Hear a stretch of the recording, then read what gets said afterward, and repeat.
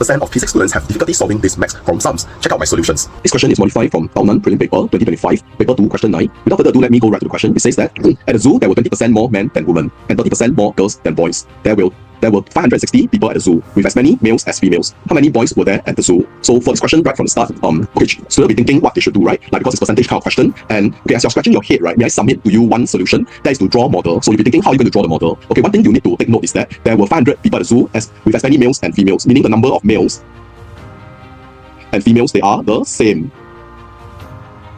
Okay, in terms of number. The number of males and number of females are the same in terms of numbers. So in this case, right away, you can work out the number of males will be 560 divided by 2. That will give you 280. Likewise, the number of females is also 280.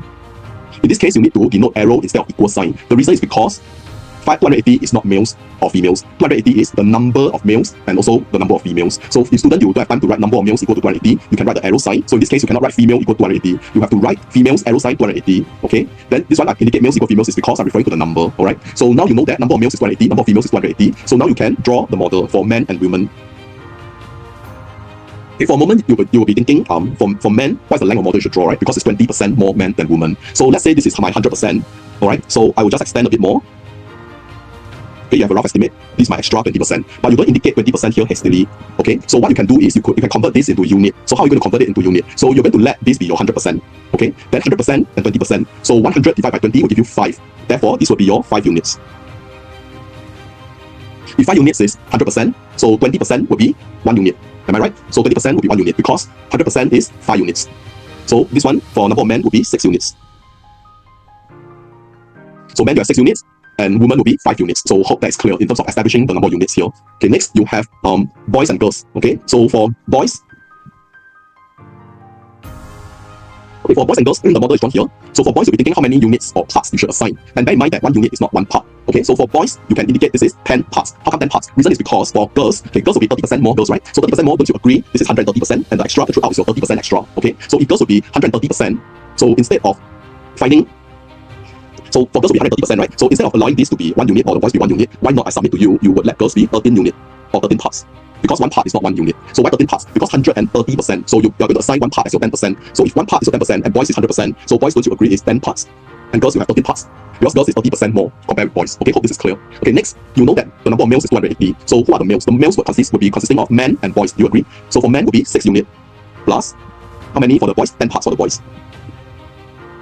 Okay, 6 units plus 10 parts will be 280. Okay, likewise for women is 5 units. For girls is 13 parts. That's also equal to 280. Okay, because the number of males and females are the same. Alright, as many males as females, as mentioned earlier. So from here you can see that your 6 unit plus 10 parts is 280. And your 5 units plus 13 parts is 280. Then for a moment, probably you're stuck, you're confused, you do not know what to do. Because here is not 5 units plus 6 units. Okay, but do not be afraid. So what you need to do is, if you observe these two expressions carefully, both of them are actually equal to 280. Therefore, you can establish another relationship. That is your 6 unit plus 10 parts is equal to 5 units plus 13 parts. Okay, why 6 units plus 10 parts equal to 5 units plus 13 parts? The reason is because 6 units plus 10 parts is 280. Likewise, 5 units plus 13 parts is also 280. Since both equal to 280, therefore you can conclude that your 6 units plus 10 parts is equal to 5 units plus 13 parts. Hope this is clear. Then you'll be thinking, why do you want to do that? The reason is because by establishing this expression and simplifying it, you will have 6 unit minus 5 unit is equal to 13 parts minus 10 parts. Then 6 unit minus 5 unit, you have 1 unit. Okay, 1 unit is equal to 3 parts. So now you have a relationship between parts and units. So you know that 1 unit is 3 parts right now. So you can try to find 6 units or 5 units. It's up to you. Okay, so let's say you were to find 5 units. 5 units is how many parts? 5 units will then be equal to 5 multiplied by 3p. Because 1 unit is 3 parts. So 5 units is 5 multiplied by 3 parts. That'll give you 15 parts. In other words, 5 units equal to 15 parts. But why do you want to find that? Okay, the reason is because you know that your 5 unit plus 13 part is 280. Does that make sense? So in order to find the relationship, what is 5 parts equal to? 5 units equal to how many parts? So therefore you find your 1 unit is 3 parts, 5 units 15 parts, and 5 units plus 13 parts is 280. So instead of writing 5 units plus 13 parts right now, you use 15 parts plus 13 parts equal to 280. Okay, the reason is because 5 units plus 13 parts equal to 280. So instead of writing 5 units plus 13 parts 280, you change your 5 units to 15 parts. Okay, I hope that makes sense to you. So 15 parts plus 13 parts, that will give you 28 parts. And now you know 28 parts is 280. And you can confidently find 1 part, right? So 1 part is equal to 280 divided by 28, which is equal to 10. Okay, in the exam you can write 10 or 280 divided by 28. But to play safe, probably it would be better to write the full working, 280 divided by 28. That will give you 10. So 1 part equal to 10. Then I told students many times, when you find 1 part equal to 10, do not hurriedly write answer as 10 and move on. Okay? Rule of thumb, always read the last statement, the last sentence in the question before you move on. So what does the last sentence say? The last sentence say, how many boys were there at the zoo? So you're looking for number of boys at the zoo. And one look at the model, you can see that boys is 10 parts. So instead of writing the answer as 10, you need to find 10 parts. then pass will then be equal to 10 multiplied by 10. That will give you 100. So you can conclude that the number of boys is 100. And in the exam, you can write a statement here. Therefore, the 3 dot means therefore, number of boys.